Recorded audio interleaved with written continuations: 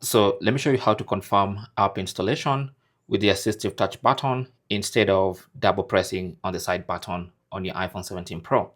So you want to go into settings, and then under settings, go to accessibility, and then under that, go to touch, and then go to Assistive Touch and turn on the Assistive Touch button.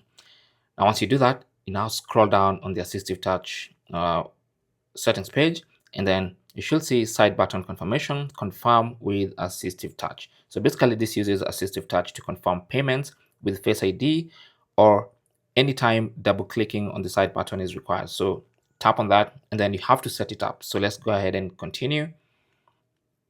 And then let's first of all double press that side button, enter your passcode. And then once you enter your passcode, you double click again to confirm, and that's it. Now you can be confirming your purchases and your installations using the Assistive Touch button instead of double pressing that. Okay, thanks for watching and good luck.